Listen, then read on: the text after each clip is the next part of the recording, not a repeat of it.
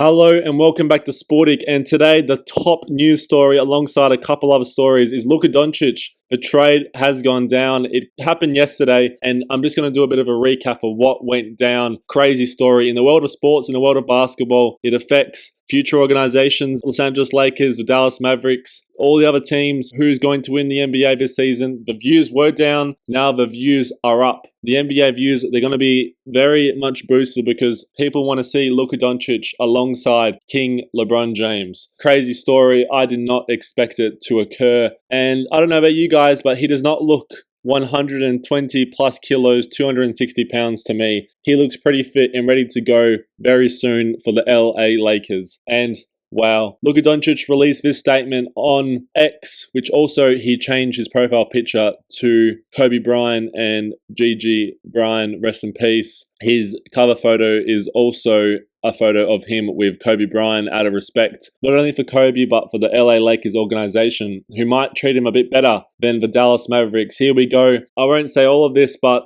pretty much a bit of a letter to the Dallas Mavericks, or Dallas in general, the city, a city where he came from Slovenia, and he was made welcome in North Texas through the good times, the injuries, and to the NBA Finals just last year. And wow, what a story, what a journey. And it looks like for now, that journey is over with Dallas and Luka Doncic. Anthony Davis apparently means a lot more to that front office than Luka Doncic. One day, maybe we'll see. But for now, as I said before, Luka Doncic and King LeBron James are the new duo in town. And actually, it's pretty funny / sad. The Dallas Mavericks fans are literally mourning the loss of Luka Doncic as a member of the Dallas Mavericks, bringing out all sorts, some coffins, some. It's quite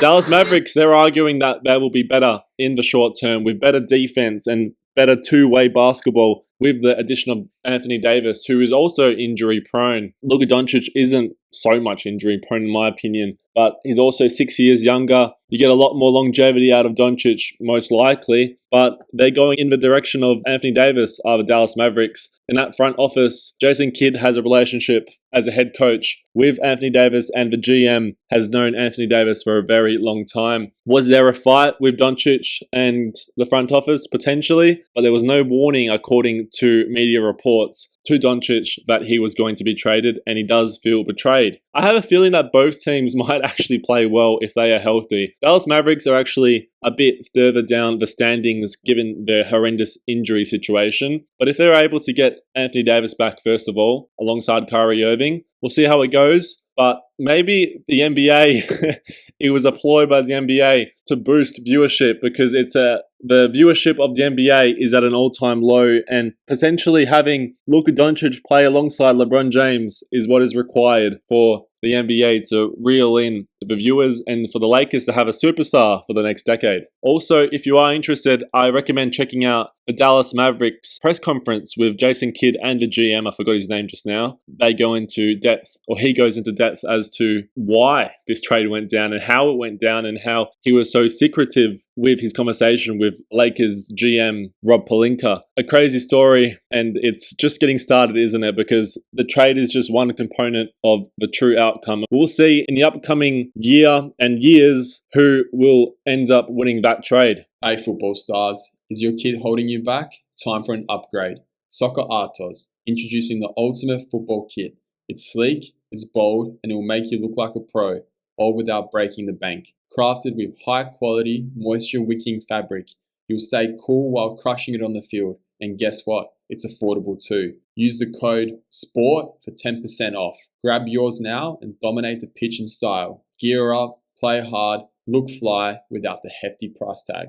So moving on briefly to a bit more boring headline, but it's still fascinating. Alcaraz saying he does not have any regrets about that Djokovic loss at the Australian Open, talking about how facing Novak in the quarterfinals of the Slam is horrendous. It's not a good thing and it's very tough, but it was a pretty good match and he believes that he played pretty solid. Talks about how he hasn't been feeling well since that match, sickness or illness or a cold coming into this Rotterdam Open. He feels fresh, rejuvenated, and he's ready to attack the rest of the tennis season. So hopefully for Alcaraz's sake, he's not sort of dwelling on that loss and is able to move on fairly quickly. Djokovic, good news for him. He looks like that hamstring/adductor injury isn't as bad as first thought. Of course, he uploaded the MRI where some people were actually diagnosing Djokovic with about a grade 2 adductor magnus strain, which is looking at about a 4 to 6 week recovery. It's been, a couple weeks now from the onset of the injury. So,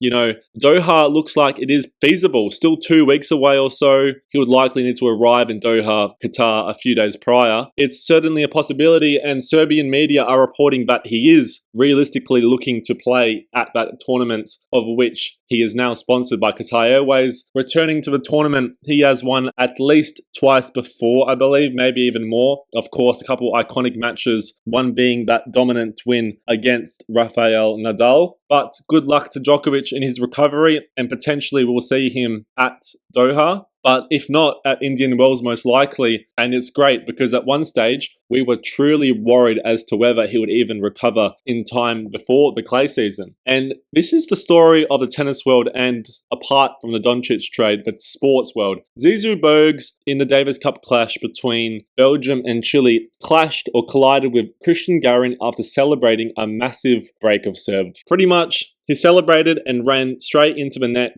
or around the net, clashing into Garin. What happened after that? Garin fell down. He got attended to. There was a bit of like an apology and whatnot. But straight away, following a bit of a medical timeout, I believe, they started to put time violations on Chile, on Garin, until eventually they lost the match. And Chile were protesting, arguing that Zizou Bergs should have been, and Belgium should have been disqualified, defaulted. And it's causing a massive stir on the internet. Personally, once you watch the footage, it's hard to argue against anything other than a default. And although it is likely, in air quotes, an accident, this stuff happens, and you saw it happen to Djokovic, which is why Nicolas Basilashvili said if Novak did this, he would be defaulted for life.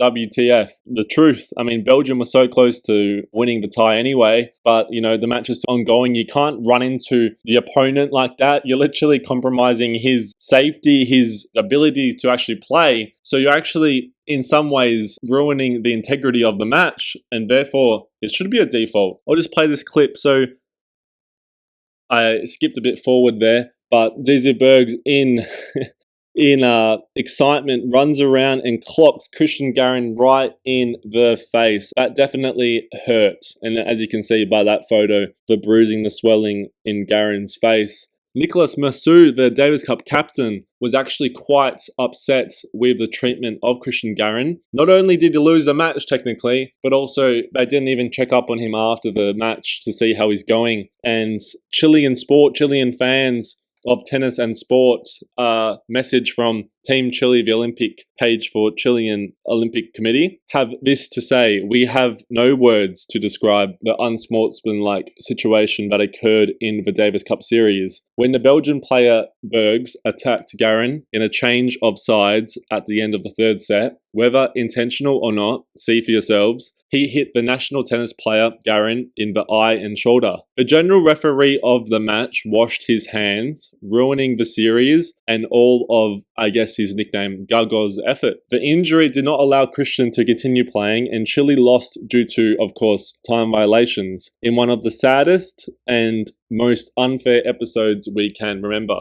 I'm pretty sure that's a pretty good translation. I don't know Spanish, but I believe that is accurate, I guess. So thumbs up. Crazy story. And it might have a bit of a ramification for future matches between these two players. But in general, it's a big talking point. And perhaps at their home ground in Belgium, perhaps Zizou Bergs was treated differently as to how likely he should have been treated. What more can you say? A lot of chaos going on in the sports world. Some good, some bad, some ugly, some interesting. A lot of interesting stuff, actually. But that's about it. Sporting News, over and out.